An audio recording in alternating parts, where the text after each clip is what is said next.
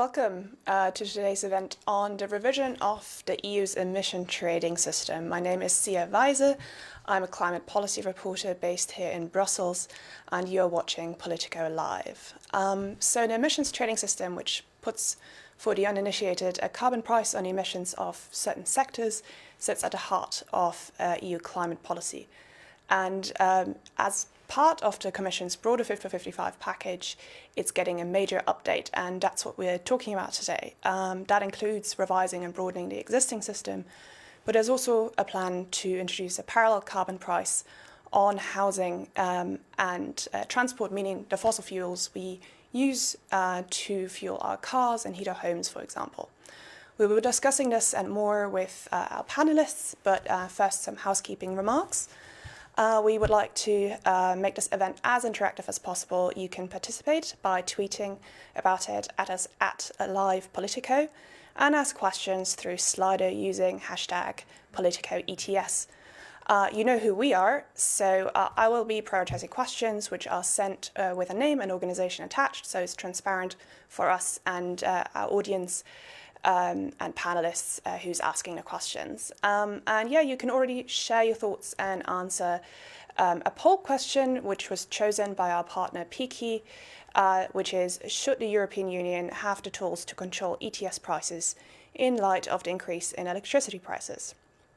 And before we get started, our partner PIKI wanted to share some words from their a member of their management board, which will be Pavel Chuk, who will share some remarks just now. Hello, ladies and gentlemen. On behalf of the Polish Electricity Association, I'm honored to open a debate on such an important topic as the ongoing revision of the EU ETS directive. As the lawmakers at the European Parliament are currently leading heated discussion on the future shape of the EU ETS, it is indeed a perfect timing to assess the functioning of the EU ETS in the past and to discuss how the system could be improved to enable cost-efficient decarbonization and to support all member states in their efforts toward achieving climate objectives for 2030 and 2050.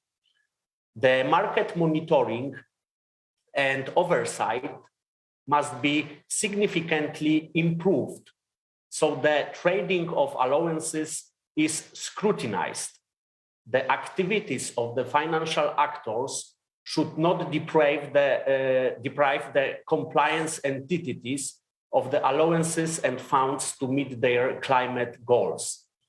The role of such non-compliant entities and their impact on the market should be limited. We also face more general, but not less important, challenges of stabilizing ETS market, and measures like price corridor or volume-based mechanism, MSR, could be used for this purpose. We believe that another solution to protect the ETS market from speculators is to restrict their access to the market and leave it open to entities that surrender allowances and those who facilitate the transactions on behalf of compliance institutions.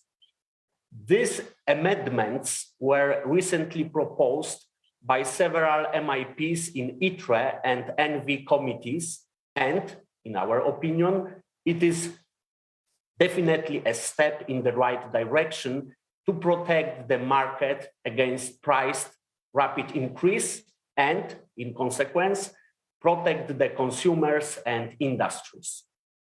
To this end, as the Polish Electricity Association, we believe that the modernization fund should be further increased than the proposed by the Commission 2.5%. I would like to invite the European lawmakers at the European Parliament to increase the fund proportionally and adequately to take challenges the beneficiary countries have to undertake in their decarbonization journey. These resources should be exclusively dedicated to the energy transition and investments in large-scale RES, PV, offshore, and onshore wind, as well as energy storage facilities and cogeneration plants replacing coal generation. Allowances placed in the MSR, instead of being artificially cancelled, could be transferred to the modernization fund and further support the decarbonization efforts. It is also worth to point out that ESMA has released its long-awaited report on the ETS market today. We are currently analyzing it, but our initial assessment shows that ESMA shares some of our concerns over the market monitoring and possible negative impact of certain trading activities. We also welcome ESMA's proposal to further consider measures like limiting position limits on derivatives on emission allowances. Dear panelists, I invite you all to a fruitful discussion on the future architecture of the EU ETS. I'm looking forward to your reactions. As to Politico viewers, on behalf of the Polish Electricity Association, I wish you all an interesting and engaging debate. Thank you. Thank you, Pavel. And now it's time for our discussion, and we have an amazing panel here that I'm very happy to introduce. By alphabetical order, it's Axel Eggert, the Director General of EUROFA, the European Steel Association. It is Sabine Frank, Executive Director of Carbon Market Watch, who are keeping a close eye on the ETS. And then MEP Jutta Guteland, the Shadow Rapporteur on the ETS for the Socialists and Democrats in the European Parliament. And finally, Mauro Petriccione, the Director General of DG Klima in the European Commission. So we've already heard there is an ESMA report out, very good timing for this event. And yeah, so the European Securities and Markets Authority came out with its final assessment on the question of, among others, is there market speculation driving the volatility in the ETS? And well, it suggested that is in fact not driving the price increase, but it suggests some steps to make the market more transparent and raise the possibility, as we heard, of position limits. So Mauro, I'd actually like to start with you. Will you act on those recommendations, and would you consider position limits? Thank you very much, and good morning, good afternoon, everybody. I'm very happy to be with you. But first of all, ESMA's main recommendation is greater transparency. That's not contestable. This is a market which has grown very fast, and more transparency will be welcome. What it has also found out is that most of the market is handled by compliance entity and financial intermediary that facilitate compliance. There is a small presence of longer-term investment, and there is a growing use of algorithm in pursuing this investment. ESMA recommended that the Commission looks into the question of position limit. We have been looking for a while. We haven't come to the conclusion yet. So position limits, yes, are on the table. Like everything else, this is a market that's developing, and we want to make sure that it develops in a healthy manner, but we're not in a hurry to change for the sake of change. So short answer, position limits, we'll consider them. No decision has been taken so far. Mm-hmm. Okay, Jutta, how do you see demands to regulate the market more? I think I would say the same as Mauro on this question, that I think what we heard is that the market is functioning rather well, and we should therefore also rely on the system as the base for the transition that we have to go through the upcoming years. That said, of course, we always need to look at how we can improve, what kind of rules that is maybe not functioning well today, and how there is improvement to be made. So I would be open to that, and also, of course, to have a better and more transparent system is always what we need, and what I would say the European Parliament would aim for. But that said, I think as the base, the ETS has solid ground, and we should not introduce something that would be making the system less robust in that sense. Okay. Axel, perhaps you can give us a bit of an industry perspective. So steel is obviously one of the most energy intensive industries that we have. And can you perhaps give us an idea of also what the steep price rise has meant for your sector? And, you know, do you have concerns or thoughts about the Commission's plans to revise the ETS? Thank you, Zia. First of all, I would like to express my solidarity for the Ukrainian people after the Russian aggression. We have also some facilities, some of our members have facilities in Ukraine, and the situation, of course, there also for the steel workers is very severe. Secondly, thanks a lot for organizing this event. It's very timely in view of the decisions on the emissions trading scheme and the Parliament and the Council. Now, quickly on the prices, the price increase, the CO2 price is very volatile. This is not good for the market. The Commission has introduced a system to, let's say, stabilize the price, but only in one direction, obviously. So if you look into the Commission's impact assessment, the carbon price today is already double of the Commission's impact assessment, with severe consequences. Now we are all talking about the gas prices, which are determining also the electricity price in Europe. But once the gas crisis, and if the gas prices is solved, it will be the carbon price determining the electricity price. And at the carbon price of 100 euros, the wholesale price for electricity will double in Europe.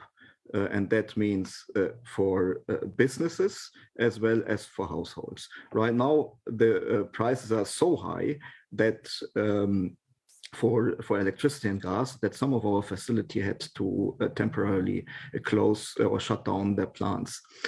So this has already a huge impact. For that reason, I'm wondering why we can talk about, of course, the objectives of the ETS. They are certainly right, and the measures to come there have to be decided very quickly. But I would simply ask the European Parliament in particular to take a break for 1 week and discuss the impact of the Ukraine crisis, of the Russian war in Ukraine on the Fit for 50 package. That is very important before decisions on the ETS are now being taken. And it only needs to be few days really to assess this, what this could mean. So then coming to our industry, of course, first of all, we are at the forefront of an industrial revolution. We have set out for our industry to reduce our emissions by 30% in just 8 years now, by 2030. With that, we would reduce our emissions as a sector by 55% compared to 1990 levels, likely more, if we could implement all the projects which are now being in the pipeline, 55 industrial scale projects in more than half of the European member states, not only in one in Sweden, which was mentioned by Emma Wiesner in one of the conference recently. It's really across Europe, and the Commission knows this very well, of course, and Mauro can, I think, can also say that we are really doing the best to decarbonize. But we can only do one part in carbonization of our industry at one time. If you have 3 blast furnaces or 4 blast furnaces per site, you can only replace 1 or 2 in 8 years. It's simply not possible to do everything at the same time, neither in Sweden, nor in Germany, nor elsewhere. And for that reason, we need some more time, and we are now phasing out free allocation. The Commission proposal phases out 75% of our free allocation. So we will have a shortage in 2030 of 75%. So even if we achieve our own ambitious objective to reduce our industry's emissions by 30 or even more percent in 2030, we still have a huge shortage in free allocation. That is in the year 2030 alone, 8 billion euros. You know what this number means? A lot. And we need, on top of that, to achieve our objective, we need to invest more than 30 billion euros only in the 8 years to come in capital investment. And the operational costs will significantly increase as well by altogether more than 50 billion euros operational costs. And this is mainly the energy costs. So we are squeezed a little bit as an industry. On the one hand, we need to decarbonize, and we want to decarbonize because also of the high carbon price which we have today. So we need to do the investment. But if we invest, we are squeezed by the high energy costs.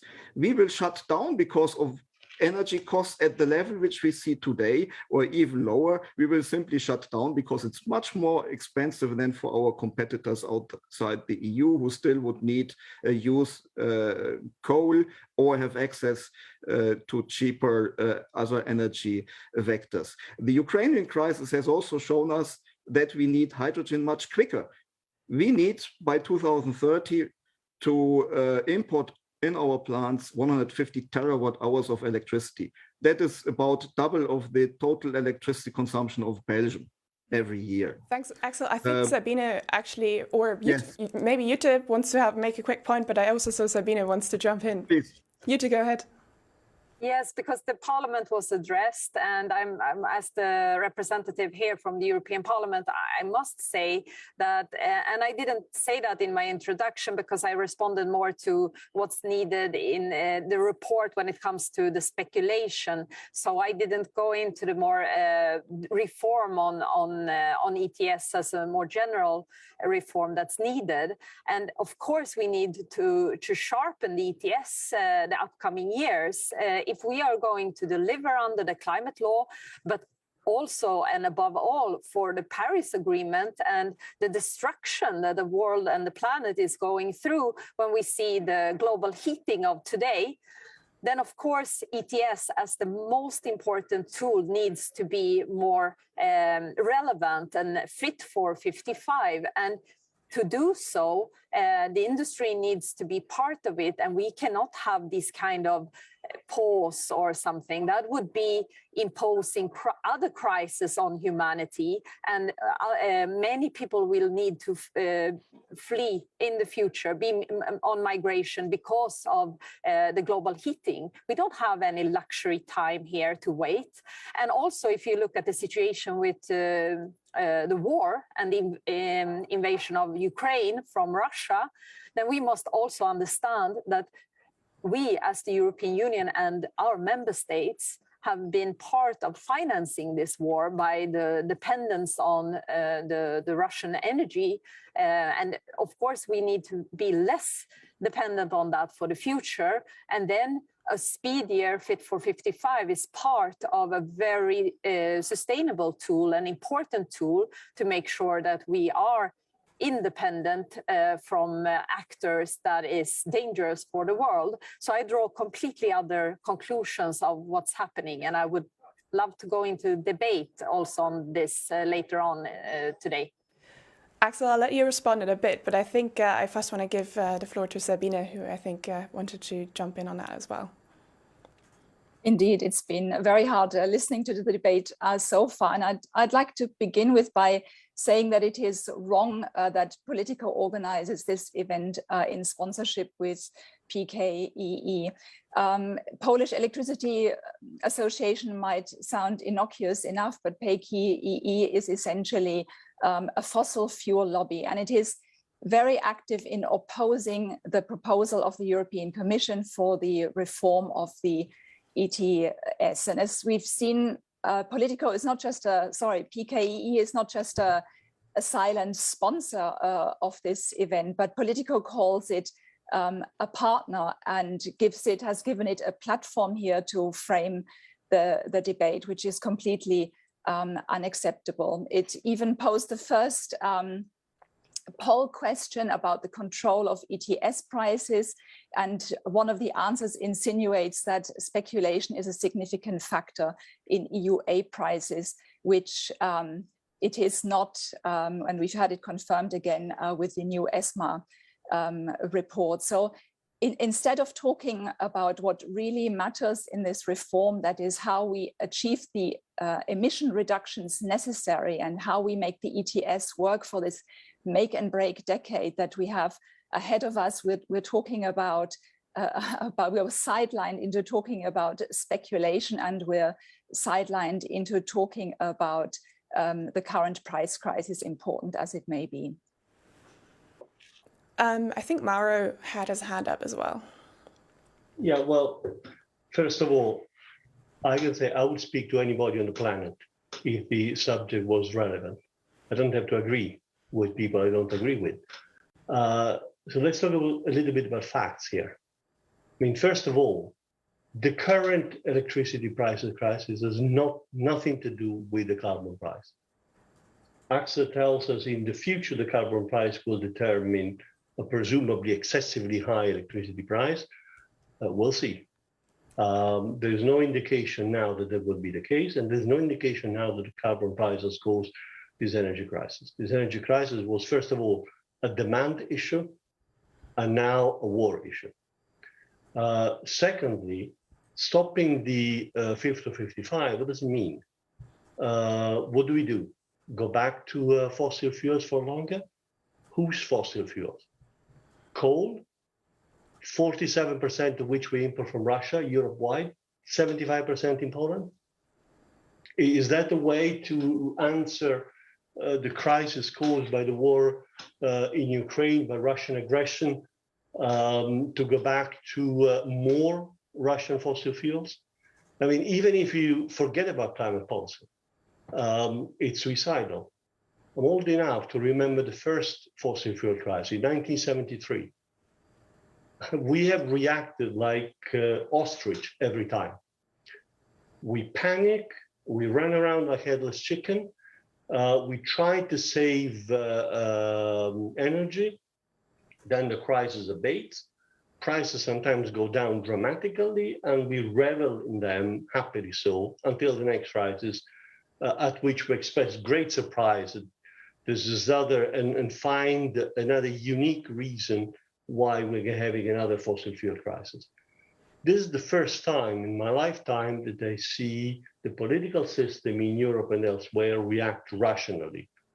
The problem isn't fossil fuel crisis. The problem is fossil fuels. Fossil fuels are prone to crisis. And we ought to finally do something that stops this dependence. So let's look at the basics. Between what's happening to the planet, our climate objective, and the simple survival instinct of getting rid of something which has powered our economies, but in reality is now seriously damaging our economies. I mean, the case for getting out of fossil fuels has never been so overwhelming. And if we don't get it now, then probably we can't get it. So that's the first point. The second point is that let's look at, if we look at the ETS, we can't have a debate on the ETS based on the war in Ukraine. The ETS has been debated in Council and Parliament. It's not true that the Union is a slow legislator. Jutta can tell you how fast the Council and Parliament dealt with the climate law with legislation of that magnitude and how fast that got done, but it takes a while. It takes a while. This reform will enter into force in a period between 2024, 2025, 2026. Sorry. We will be in a very different situation than we are today. So let's make a distinction between the short-term events and their impact and their long-term consequences and the long-term analysis where we legislate. I'm not saying that there will be no impact of the war in Ukraine on our long-term policy. I well hope that there will be an impact, and a deep one. But it's not one-to-one. It's not automatic. It's not because we have a war in Ukraine that we have to stop debating strengthening the ETS. And then, things like free allowances, high prices. Well, excuse me. For decades, we have ignored the fact that the CO2 imposes high price on our economy and our society. The ETS is one of the instruments that's gradually trying to correct that. And it's very gradual. We're talking about moving on a 10-year scale. Free allowances aren't the God-given right. Now, that doesn't mean that steel industry or other industry should not be accompanied in the transition. They should not be helped to find the finance to innovate and change. But the notion that since it is difficult and it's expensive, we can pause in something which should have happened decades ago. I mean, even if you put climate change, outside the door, but it doesn't make any sense from an economic point of view. The one thing which has kept the European industry afloat over the past decades has been its energy efficiency. Only the United States is more efficient than we are. And the climate policy, energy policy, the ETS have been a big factor in gaining that energy efficiency. So I really find it difficult to find the case for a pause under any angle. I'm not just, defending my home turf. I spent 30 years doing trade policy. I know what the European economy looks like. I can't find one economic reason for having a pause. Axel, Mauro said free allowances are not a God-given right. Do you want to come back on that? Yes, of course, we fully accept that free allocation is transitional. But first of all, I would quickly like to react to Sabine Frank. We are still, I'm happy that we are still living in democracies. So I think it's not good to exclude anyone from such a panel. And if also the Polish Electricity Association did not make statements which should have offended you. So I think this is not the right way. So secondly, Jette, I have asked for 1 week. The Parliament should sit together and discuss what are the implications, because our industry now needs hydrogen much, much quicker. How can we make the investment and replace coke and coking coal with hydrogen if hydrogen is not available? Please explain me. In 4 years, no, in 3 years, we need hydrogen. Please explain me. And we need it throughout Europe. So of course, we need to speed up. I fully agree to that. I agree to the climate objectives, but it needs to be feasible. Otherwise, we will lose hundreds of thousands of jobs in Europe. And that is not a joke. It is how it will if we are not very carefully doing this. And the Commission is now assessing the new situation. They are really putting a lot of speed there. I think this is the right way to do, but the Parliament should do the same. And if it's only 1 week. So you can do that, in my view. I also hope, Ms. Guteland, that we will still have the possibility to meet personally in the next few days to discuss the ETS. I did not yet have the opportunity to do that with you because our sector, as you know, is quite important for the ETS. And then, yes, fossil fuels need to be phased out as quickly as possible. I agree with you, Mauro, fully on that, but we need to achieve the target and stay profitable at the same time. Why, if I would be a baker, and my bread costs suddenly much more, and I cannot afford the electricity anymore, then I will close simply. That is how the economy works. We need to take this into consideration. And when I'm saying that free allocation is now being run out too quickly, then first of all, the CBAM needs to be tested first on its efficiency with a carbon levy. If it's effective, then the phase out of free allocation can go much quicker. Of course, we have to take care about the exports, because the steel industry exports 20 million tons of steel every year on average. That has a value of estimated 20 billion euros. Can you imagine if we lose these exports, how many jobs we will lose as a consequence? So this new tool needs to be implemented with utmost care, and maybe we need to discuss and sit together, close a circle, that we can make the big jump and the industrial revolution be starting in the next 8 years. Maybe we need some conditionality, that we need to achieve some targets to install the technologies, but we need to come somehow to an agreement that our industry and other sectors, energy intensive industries, but also others, can survive in the next few years under the current conditions. I want to move on to... Less time than you think.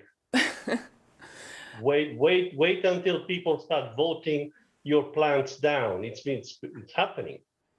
It's happening in my hometown. Admittedly, that wasn't because of CO2. That was because of all the rest of the poison that the plant was spewing into the city, because the rules weren't respected. So I'm not saying that's typical of the steel industry, thank God for that. But people are now looking at what heavy industry does to their health and to their cities, and then beginning to vote them down. You don't have a lot of time to change. We don't want to lose the steel industry. We want a lively and alive and profitable steel industry, but you have to change it faster than you think. Sabine, I feel like I should offer you a right of reply after what Axel said. Yes, thank you. I've got my hand up, and indeed I want to riposte to Axel and talk about the sponsorship of this event once more. Indeed, we live in a democracy, and thank God we live in a democracy, but a democracy requires unbiased media, and to offer a fossil fuel interest, an active sponsorship, an active partnership with the ability to frame debate, to frame a narrative to their advantage does not befit an unbiased medium in a democracy. What we need to talk about in a debate like this is how we actually remedy the flaws of the ETS. Because while the ETS has improved with every revision in its history, there remain some fundamental flaws. The ETS is still under performing. The flaws are that we've got stagnating industry emissions. Axel Eggert points to the emission reductions the industry has achieved since 1990, but what actually counts is what emission reductions the industry has achieved in the last decade, and more particularly what emission reductions it will achieve in the next decade. And another flaw is that industry has received huge windfall profits over 15 years, and it's almost incredible to hear arguments again for more free allocation of allowances, which industry has had for 15 years, and it doesn't have the results, it doesn't have the emission reductions to show for it. So how is continued free allocation of allowances a guarantor of emission reductions in the future? It just doesn't work like that. What industry does need support, but it does not need blanket protection. It needs targeted support, and this targeted support could, for example, be financed by the full auctioning of free allowances, which could then go into the innovation fund and make the innovation fund a really powerful tool for decarbonization. Excuse me, could I add a few remarks? I think maybe. I'm sorry. I couldn't quite hear who was speaking. I could hear Jutta wanted to make a point. Yeah, could I come in now? Yeah. Thank you very much. I must also say I got some questions from Axel on how the reform is going to happen and how the parliament interact with the industry.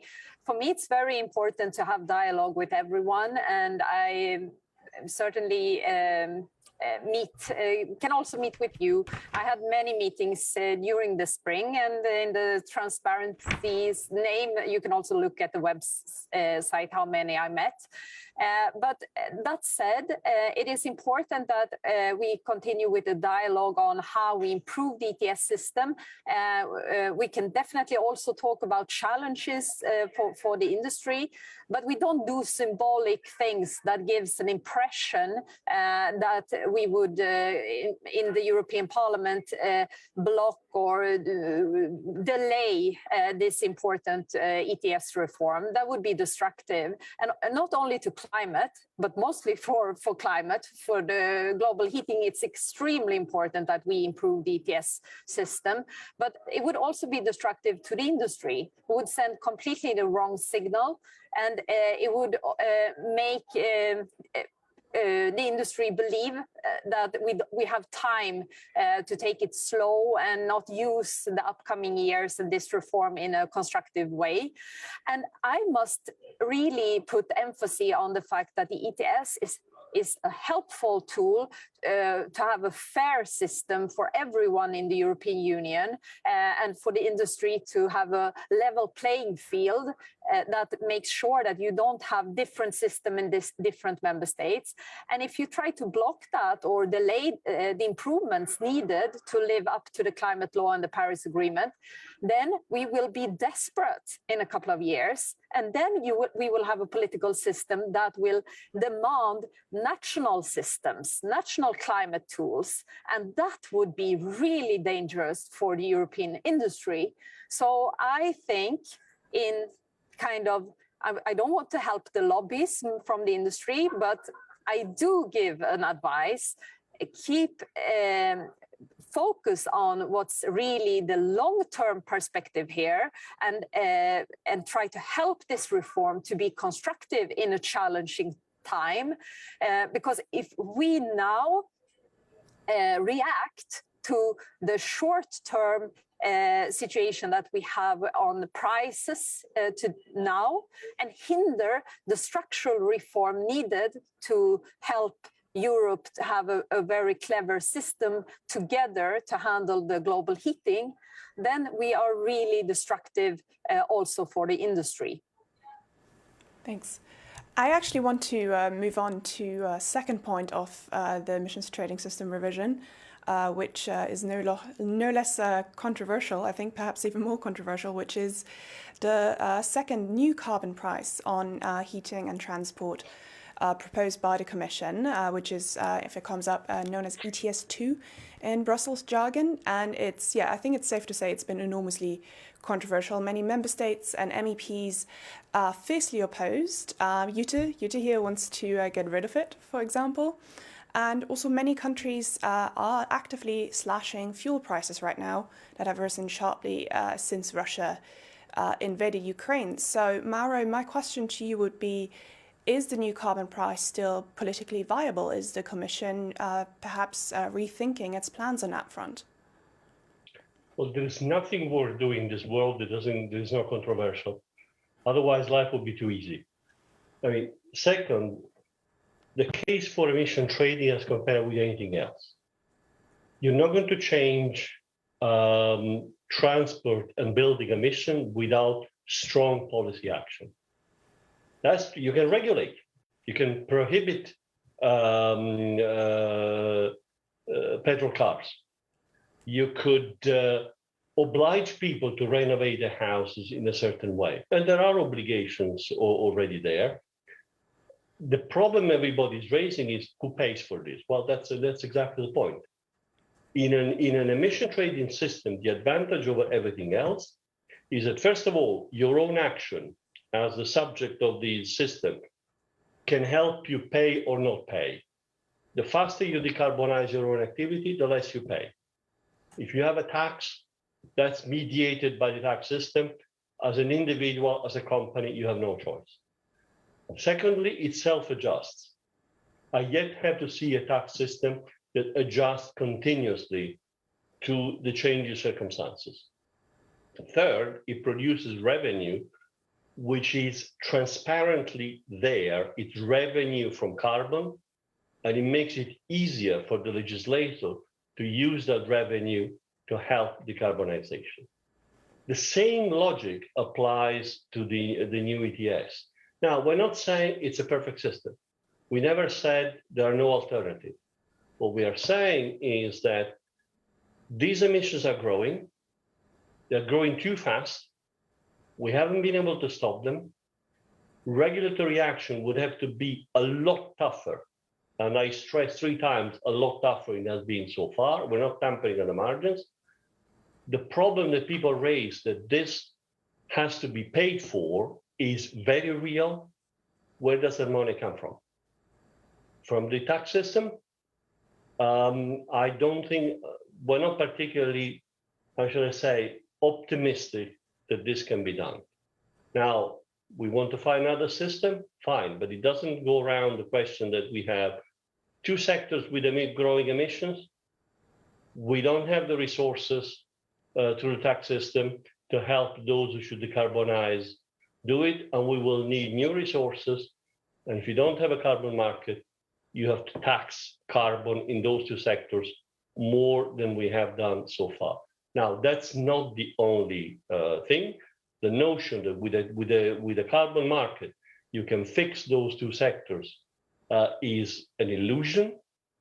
Carbon market is part of a system which has regulation, which has massive infrastructure spending, and which must have a much better social spending system we've had so far, because it's not the future carbon market that has created 35 million Europeans in energy poverty until now.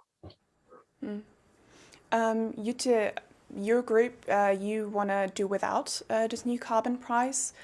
How are you going to get emissions down in those sectors? First of all, I would like to say that, yes, here we are divided, Mauro and I, and my group, I tabled a proposal on the ETS reform that is not only fulfilling the climate law with 55% reduction to 2030, but also above that to 60% as the Parliament wanted when we voted on the climate law in the first report. So it's more ambitious, my proposal, and we use the ETS1 and the system that we know has the potential of succeeding and doing more via the LRF, via the one-off reduction, and also the free allowances. So we are doing much more. And here we also have a system where we give back to the industry to make sure that we also help via the means in the Innovation Fund and the Modernization Fund. When it comes to the ETS2, I think as the proposal stands, also from the rapporteur, it is not good enough. It would mean that it would be too much difference for the more economic vulnerable groups. They would, in their wallet, they would pay more for the transition. And I don't think one can say that the Social Climate Fund is giving back enough to compensate that. We don't have a good system here to make sure that we get this socially fair transition that my group would like to accomplish. It's not that, but neither did we get answers when it came to all the questions we had on the ETS2, how much it actually delivers. It was rather vague. And that said, we think we should use the directives on the table to decarbonize these sectors. We have the CO2 standards for cars. We can use that. We can be even more ambitious. I myself amend that directive by saying that we should end the fossil fuel combustion engine by 2030. So that's very ambitious. We can also use, of course, the directives when it comes to the heating sector that's on the table, and make sure that we have higher demands for the heating sector. So we are doing a lot here. We can even do it more, but we don't want to make sure that this should be paid by the most economic vulnerable groups. So that's the reason why I cannot amend the proposal as it stands now. Before I ask Maura to come back on that, I'm interested in what you think, Sabine. I mean, can you envisage a carbon price that's both on heating and transport, that's both socially fair and effective, that's high enough in Germany and Scandinavia, but doesn't plunge more people into energy poverty in poorer member states? Yes, well, it's all in the design, and it's the design of the ETS that would have to be discussed in greater detail.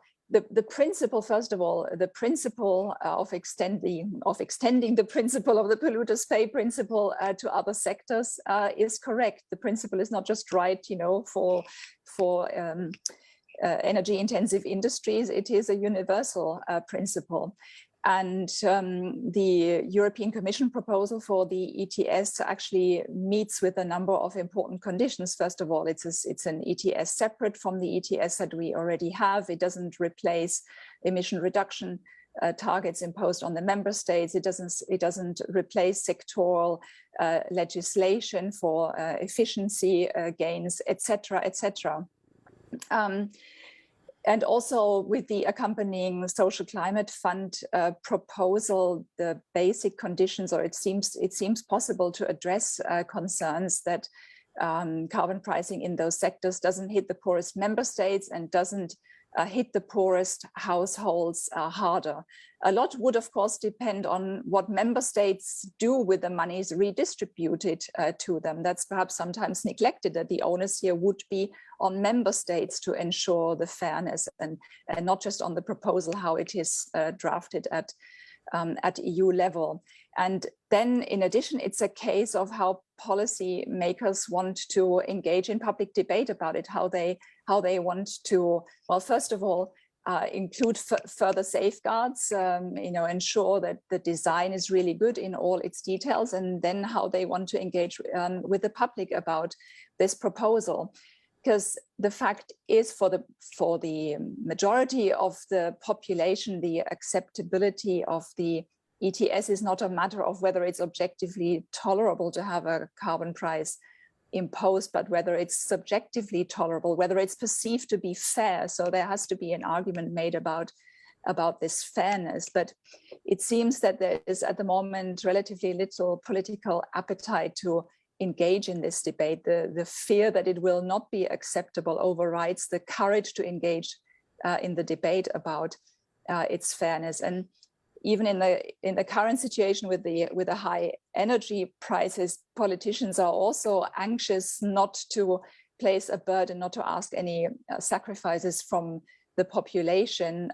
They're rather looking to measures to softening the blow of high energy prices. So yes, there's huge skepticism in the European Parliament, which is even spreading to the EPP. So at the moment, it doesn't look good for this proposal, but I would hope that the debate continues for longer in a constructive manner. Thanks. Axel, yeah, do you want to, I mean, it's normally heating and transport doesn't touch as much on your industry as the ETS1, as the existing ETS does. But yeah, do you have any thoughts to share? Yes, of course. First of all, thanks a lot, Jette, for offering a meeting with me. That's very much appreciated. Secondly, who pays for this? It's always the consumer paying for it, always, the one or other way. It's only the question how we distribute the cost among the consumers. And then the social impact, please there is also a social impact on the steel industry, on energy intensive industries, on manufacturing industry. It's not only transport or building. We have in the last 12 years lost 25% of our employment. We have reduced 26 million tons of steel capacity in Europe, not primarily because of the ETS that had other reasons. That was the economic crisis, that was unfair competition from third countries. But when I then hear Sabine talking about windfall profits, please tell those 100,000 people and their families. So I'm a little bit now with the windfall profits, there's always coming back. It was not a proposal by the industry, by the way. We had preferred dynamic allocation.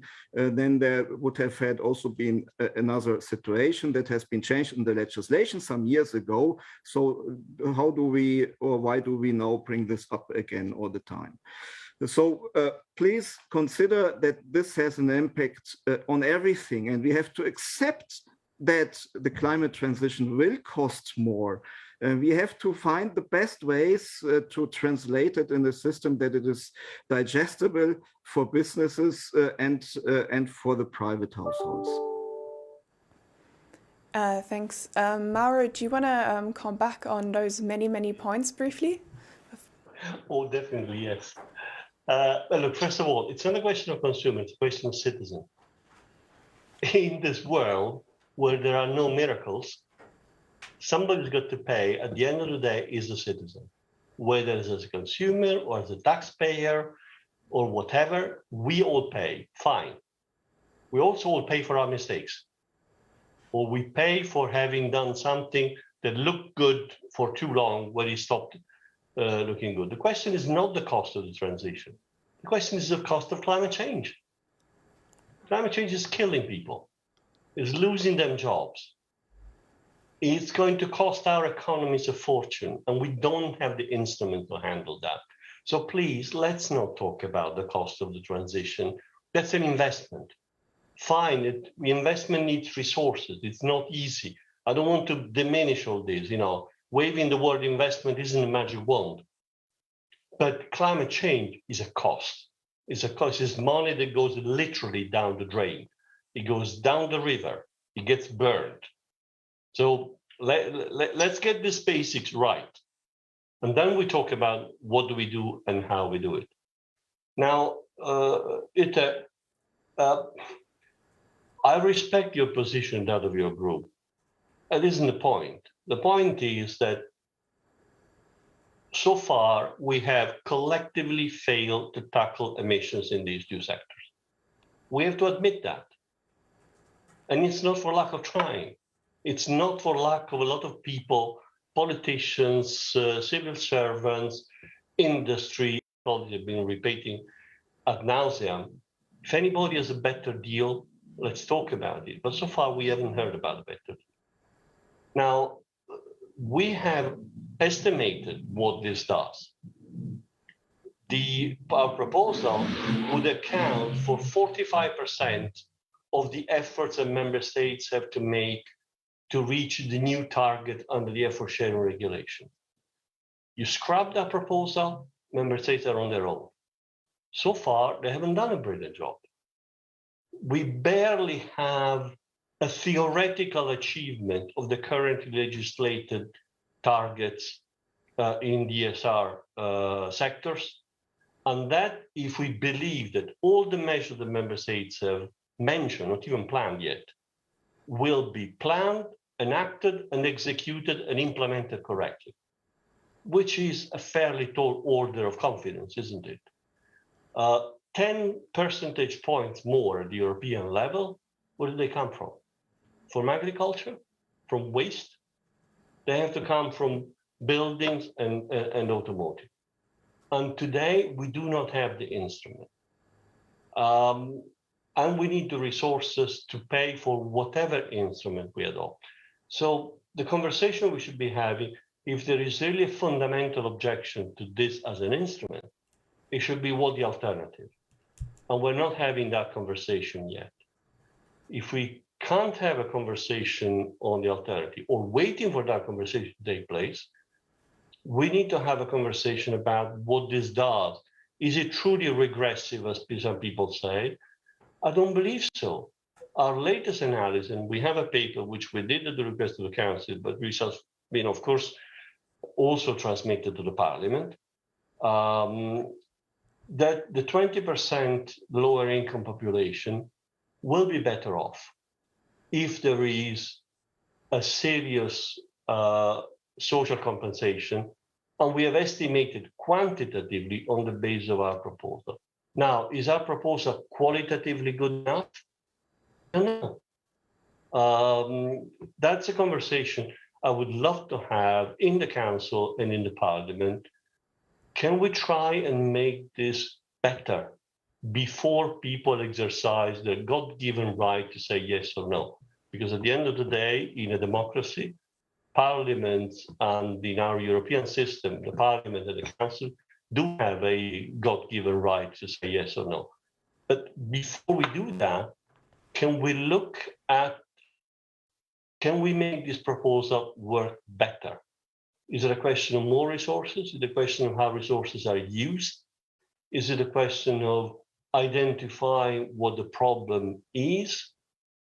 Problem is not just energy poverty. The problem is the large majority of Europeans who could afford to pay for house renovation if anybody lent them the money, which they don't get, because the banks are incapable of looking at the risk of an individual low or middle income ability to repay. They just don't know how to do it. They look at the big numbers. The ordinary citizen renovating a house isn't a big number. Are we going to ignore those people?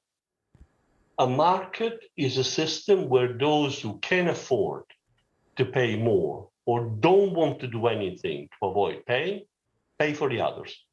Pay for the majority who wants to do things. If the market doesn't do it, the state has to do it through taxation and redistribution. I have nothing against, I just haven't seen it work well in these sectors before. And that's why we have proposed a market, because we have seen that work. And we cannot believe that by adding more discipline on the sectors already in the ETS, we're going to fix our emission problem. Mauro, thank you. That has to be done. I'm sorry to interrupt you. We have to do something for these sectors. We're starting to run out of time. I'm really sorry. I'd like to finish with a last question, perhaps that each of you can very briefly answer. And I think the one conclusion we can really draw is that there's quite a lot to discuss. There's quite a lot to debate. And my question would be, basically, is there a danger that all of this will hold up the general Fit for 55 package? And if you're concerned about that, is there any area where you think in your position where you would be ready to compromise so that the package actually passes in the end? Perhaps we start with Axel, go on to Sabine, then Jutta, and then Mauro to finish. Axel, do you want to start briefly? Yeah, thanks, Sia. No, I hope that this new situation will not hold up the decarbonization of the EU, because I agree this is necessary. But we need maybe to speed up somewhere. We need to reflect on certain routes. And I think, what is the objective? Is the objective to reach the climate target, or is objective to reduce free allocation? So please, let's rather sit together and close the circle, because we will need much more hydrogen much earlier. And how should the company invest if the hydrogen is not there, even the infrastructures are not there? So please, let's discuss together how we can speed this up so that we have access to affordable energy vectors when substituting coke and coal in the steelmaking process. Thank you. Thanks, Axel. Sabine. Yes. Well, Axel asked me earlier, why bring up windfall profits again? Well, it's true, we don't expect the same kind of windfall profits again in the period ahead of us than in the past period. We don't expect it to be 50 billion euros worth again over 15 years. But why bring it up? It's to show that free allocation hasn't delivered the emission reductions that we need, and there is no prospect of free allocation delivering emission reductions. Again, what we need from industry is a mentality shift, and that is not to continue asking for protection, but to ask for the support needed. And to stop making spurious arguments about carbon leakage and deploy emotionalizing arguments in order for free allocation to be maintained. Free allocation is a market failure. It is a flaw in the system, and the revision of the ETS on the table is a unique opportunity to remedy this flaw and to make the ETS fit for contributing to the EU reaching its 2030 climate goals. Thank you, Sabine. And you too? Thank you, Sia, and thank you for inviting me to this debate also. I think it was really interesting to listen to the panel, and lots of both feeling and good arguments here from everyone.